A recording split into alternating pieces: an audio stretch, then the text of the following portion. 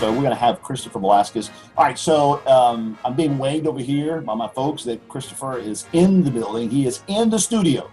All right, so Christopher, you there? Hey, good morning. Good to have you on the show, man. Thanks for having me. You and I were talking and how you and I were, you actually came over, had dinner with us. You were telling us what you did, and that's when we got the idea of, hey, come on the show and talk to us. So, so it's really good to have you. So, all right, so tell us a little bit. I told you you're a financial coach, okay? Yeah. And you help individuals, primarily individuals, right? I help individuals, but I can also help businesses with retirement plans, different things like that. Yeah, and guys, seriously, he's helped me a whole lot, and not only I think maybe because he's family member, I've just let him in a little closer to my private stuff, so he can see my finances and stuff like that. But that's what he does. He really builds a lot of confidence, and being able to just calmly help you walk through some things. So tell us a little bit about what you do, how you do it, and then I can pepper you with questions. Okay, go ahead. Yeah, absolutely. So I've been working in the financial services industry since 2012, and I've been able to help hundreds of families during that time. And my main goal, it's always been this goal, but it's more clear now than ever, is just to help people get the financial education that most people never get during their life. Because I've just seen, as you have, I'm sure during COVID, probably 90% of people realized that they were not prepared for the short term, when something like that happens. And if they're not prepared for the short term, then they're almost definitely not preparing for the long term either. Well, I can attest to that. For years, I have heard, have your emergency nest, right? Your emergency, okay? And I finally paid attention to that somewhere around 2006. I said, okay. All right, so then I started, and but when you and I started talking, you asked me two questions. What's your debt level? I remember asking. I don't want to tell you what my debt level is. Okay. And second is, how's your emergency fund? And I was like, well, I don't want to tell you that either. But I will tell you, if anything has helped me go through the COVID, is that both my wife and I, both in personal business, we had built, and we just had a reserve for, thankfully. So that I can attest to that fact. Okay. So tell us a little more. How do you help folks and how do you get them from point A to point B? Yeah, absolutely. So the main thing that I do is have a conversation with someone about what their financial goals are. That's always a good place to start because most people have never thought about what their goals are financially. Right. And then the key thing that I do is just put together a financial game plan for them. And all that is, it works very similar to a GPS. If you're going to take a road trip to somewhere that you've never been, it's pretty smart to plug it into a map so you get there in the best time possible. That's very common sense, but believe it or not, most people, they work for 40 or 50 years and they never have a financial GPS that they're following. So they may be off track for 5, 10, 20, 30 years. And okay, so hold on. I told you were not supposed to talk to them about me. Okay. but isn't it true? I mean, that a lot of folks like myself are in the position you just talked about. We work for a long time. Yeah. And we either put it off, or there was a lot of obstacles, or there was a detour. Yeah. Okay. Man, had I not done what I did with my 401k in 1994, I probably would have had a lot of money in my 401k, but I didn't do the right thing. And you were one of the ones that said, "Oh, why did you do that?" And so here I am 35 years later, and man, so I mean, there's a lot. That's who you speak to, right? Folks that are wanting to get started and do it correctly, but also with folks like myself that we haven't done it right, or we put it off, and now here we are in our late 40s, mid 40s, early 50s, and we're like, what can I do now? All I can do is just keep chugging along and keep working and stop investing, or don't look anymore for investing. That window's past me. Isn't that what I told you many times? No, man, I can't do it. Correct. I can't do that. You hear that a lot? Yeah, no, I hear that a lot, because, statistically, about 95% of people, they're not doing something right with their finances. And investing is a huge part of that. And it's very common for me to talk to someone who's, kind of maybe older, getting closer to that retirement age than not. And it's very natural for them to think, what's the point? trying to invest or trying to grow my money.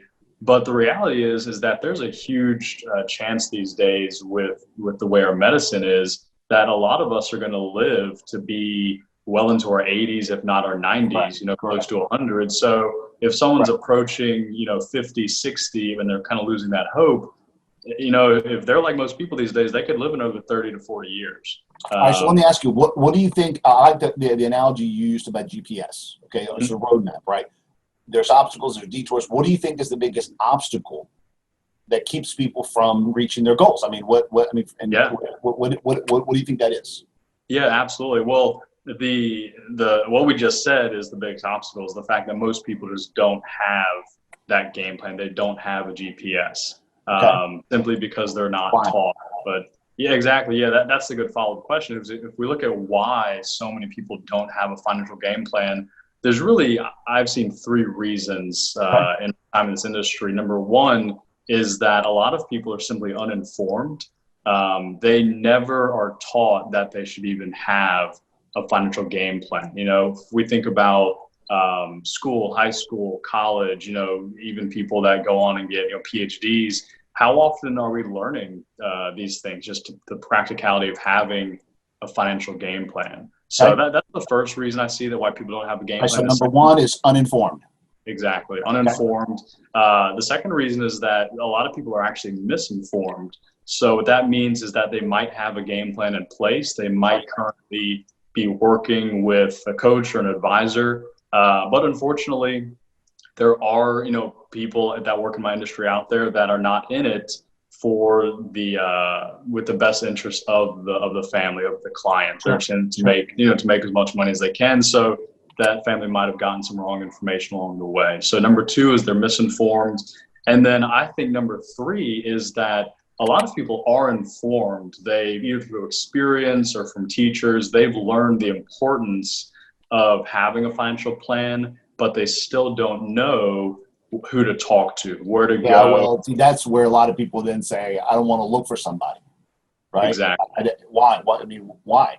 I mean, I'm a coach, and I found myself in that position. But I mean, you see it. So why are people so hesitant to just going and finding help? Finding help, yeah. Well, I think it's like anything in life.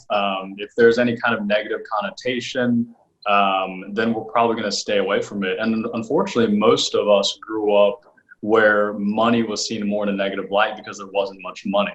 Sure. And so we've just seen the side where finances equal struggle for a household, and that, you know, we get to become an adult, start a family, we have those bad memories in our subconscious, and we just don't want to deal with it. But I think even more commonly is that a lot of people, they do realize, and they kind of overcome that obstacle. They realize they want to learn more about finances, but again, anything that we're uncomfortable with or we're confused about, we're typically not going to dive too deep into it. And unfortunately, the level of information out there that people have access to about finances, it can seem very overwhelming. It can seem complicated.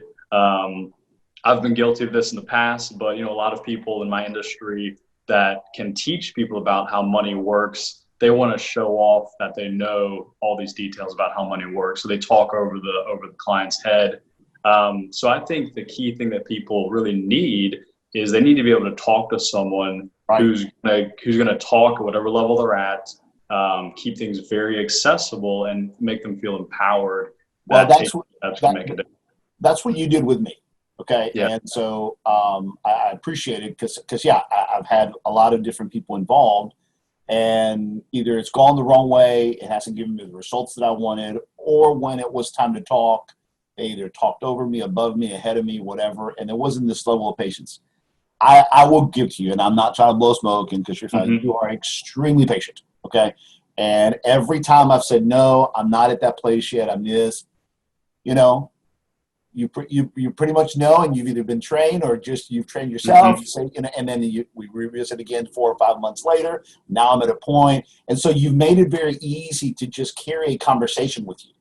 Yeah, and you've always taken me from one step to the other. Okay, and I know I'm not moving as fast as you want me to, but I'm certainly moving at a much faster speed than anything I've done in the past. And so I appreciate that. All right, so how do folks get in contact with you? But first of all, I will tell you this before we go into the contact. Okay, we have about a minute and a half, 2 minutes left. All right, so I will tell you from experience, those of you out there, and Christopher, expound on this, the folks of you out there that have put it off or have basically have convinced yourself that now it's too late for me to reinvest, okay, or to start again, okay?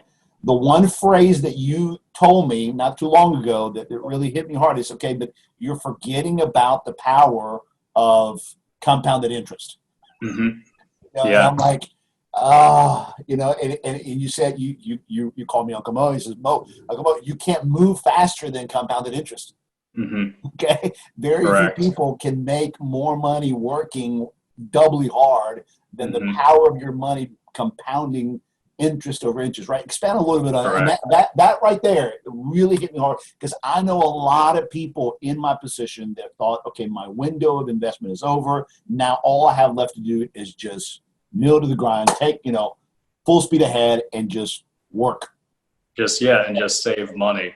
Absolutely. And again, that's just about people becoming educated about how different parts of finances work, because the reality is that if we just work hard and just save our money, under our mattress, or in the bank, or just put it in the bank, or just put it in the back. Put it in a checking account. Right. Exactly. Well, there's a little thing called inflation that everyone knows about, just how everything is getting more expensive every year because the dollar is getting weaker. So that if your money is sitting in the bank not growing for you, and every year things are getting more expensive, we're actually losing money. And so there really is no choice for people but to find ways to grow their money to at least keep up with inflation. But we don't want to just keep up. We want to get ahead. So once again, that just comes with just learning about why compound interest can be so powerful for you, and then finding someone that you trust and who can put together a good plan for you. Good, very good. All right, and so you're going to be. How can we get in contact with you? How do folks reach out to you? How do we get in contact with you? Yeah, absolutely. I would say the number one easiest way is my phone number. I probably 90% of my communication with people is over call or text. Do you want me to say my phone number? Absolutely. Say your phone number. Absolutely. Area code is 225-938-8909. Again, that's 225-938-8909.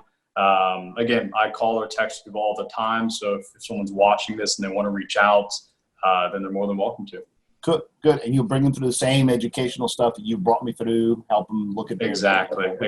Yeah. And I think the biggest thing for anyone listening to know, is first of all, just think about what your finances are right now, and think about if you want them to be better in the next 10 to 20 years. And that's going to be yes for pretty much everybody. And then after that, just reach out for help. If you have someone else you trust, great, use them. If not, call me, text me, and we can see if we can start some kind of relationship there. Cool. And I think the other good thing for people to know is that there's no cost for you to talk to me. I get paid by the various companies I work with, financial companies. That's good. So you're not going to get a bill for just talking with me.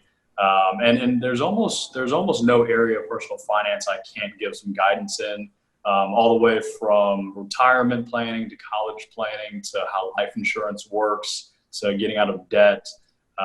So those are some of the key areas that I'm always looking to help people in. Good.